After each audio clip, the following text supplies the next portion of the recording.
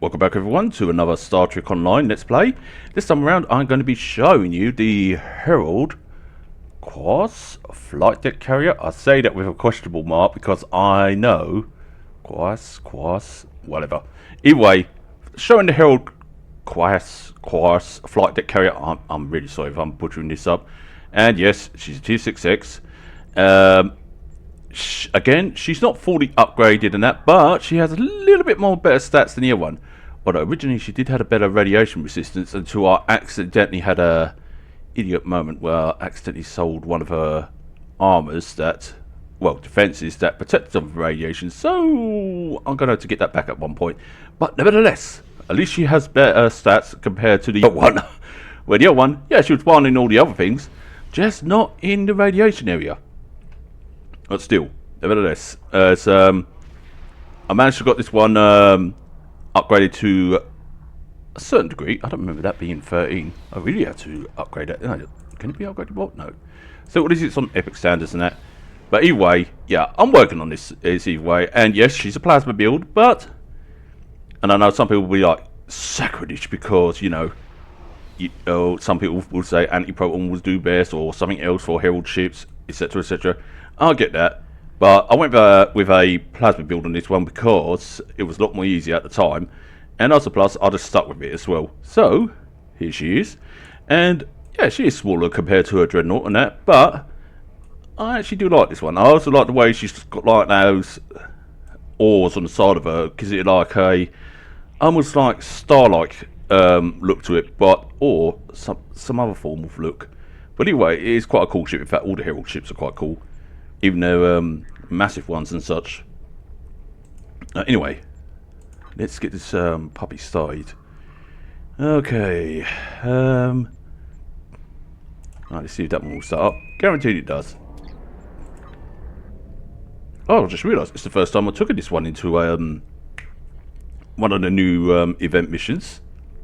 So this will be interesting how this one performs. Yes, the mission will probably be easy because it's on event mode, so event mode missions are a lot more easier, but at least it'll be a bit more easier for this one because it'll be good to test her out on and so forth.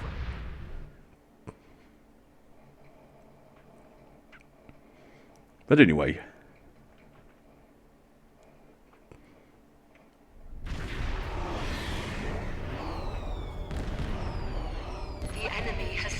Yeah, we know this. Yeah.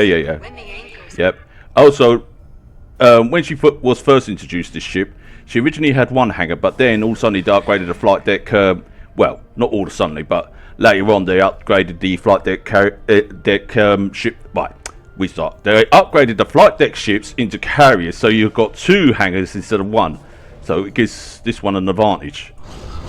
Yes, her hull is not as heavy as the other one, but she still has her like a little bit more faster speed and has her things.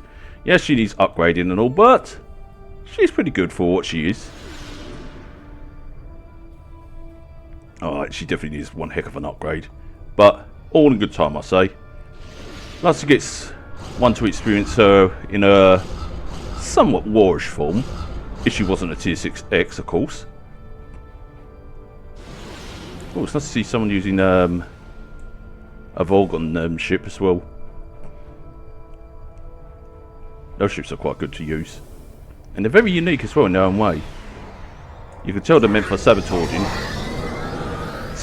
or whatever. I can't talk tonight. When can I?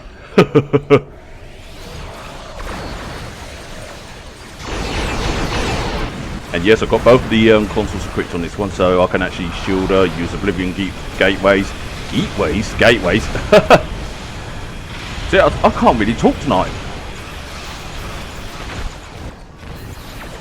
And yes, I can't say the name of the space set, but she has a space set that I was a little bit 50-50 on, but it grew on me, and I thought, you know what, I may as well take a chance with this space set. And like with most of my ships, I experiment with it.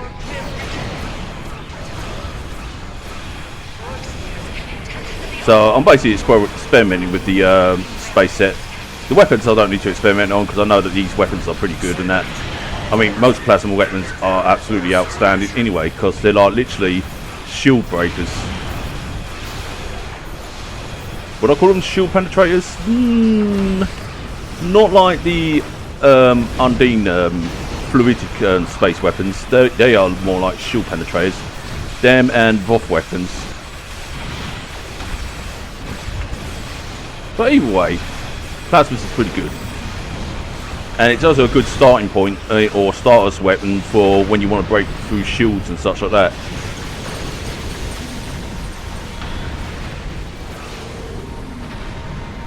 Oh, that's nice. Cheers, bud. Appreciate you.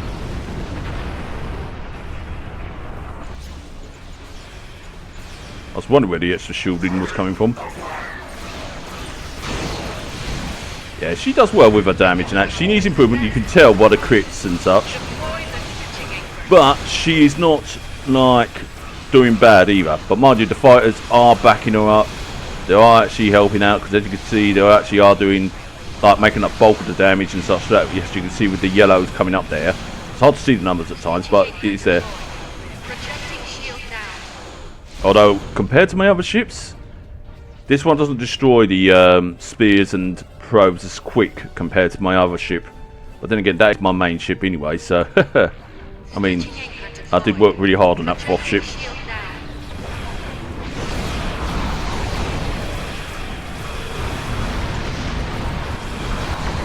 Oh shit, I didn't mean to do this one. I thought it was the other one. That's...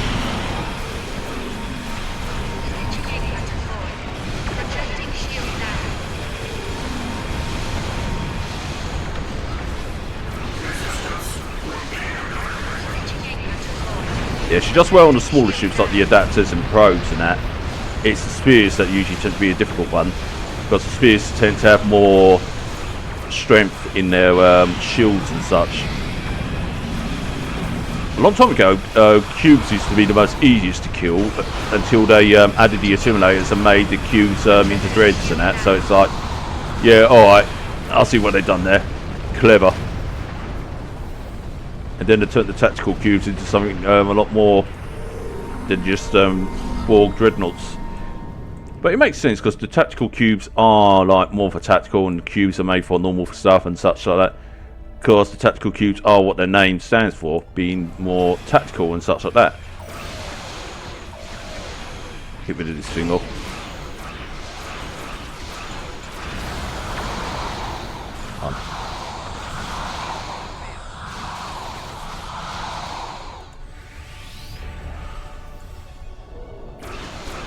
See if we can get some of these adapters away.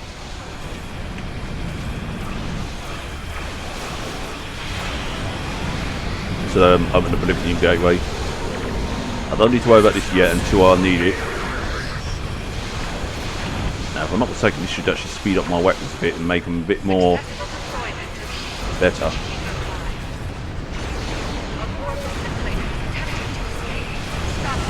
I would love to stop at the simulator, but you know, I can't at the moment because I'm busy dealing with these turkeys. Although I do plan to get in this simulator when I get the grand prize of this year's events.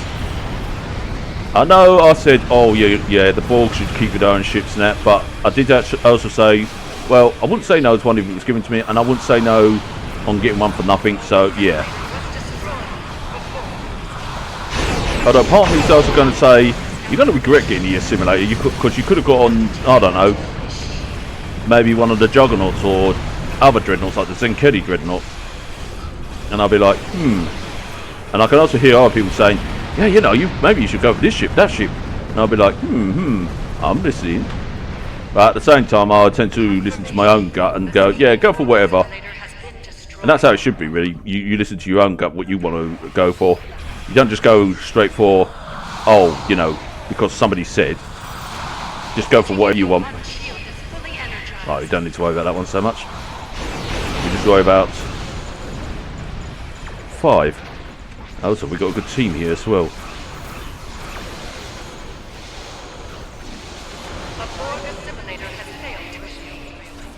I thought for a moment she was going to say it escaped, because the way she said that, it sounded like she was disappointed. Like to say, you failed to destroy the Borg simulator, it escaped or something. So I do get confused with her I'll get confused with her motion at times. Because sometimes it gives off the wrong impression that you may have done something wrong or something like that. But the fact is she's actually congratulating you. I would say to them to change it because, you know, it goes... It's pretty much like that in some cultures. Where some cultures go and act more firm with you, but yet they're actually being nice to you.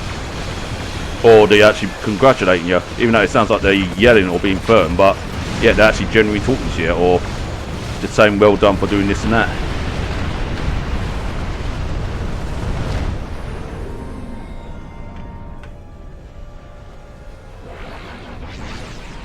Well, it looks like more came through. Yep.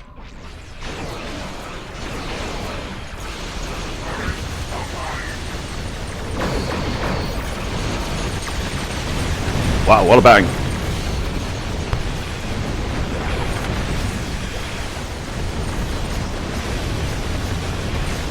Oh, I was getting too close there. Right, now I just got to wait for the other things to come by. That's what I've been waiting for.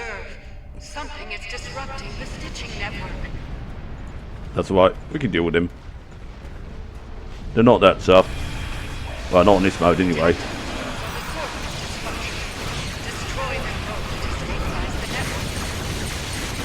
Ah, perfect opportunity to use this actually. That I got from one of the lock boxes by... I kept getting a lot of those at one point. I think I sold most of those. Actually, it was one of the girls that actually helped sell one of them. See how I did that? Yeah, she's like one of the best sellers on the game that sells things, and she knows the right price.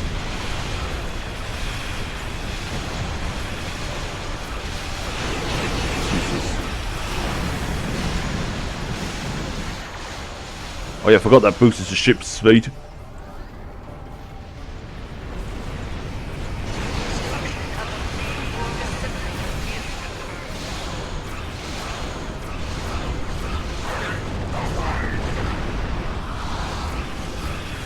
I mean, she's not doing well for the level she is, or for the weapon stats she's got. But like I said, she can be used. I mean, she could use some improving, kind of like me when it comes to me talking.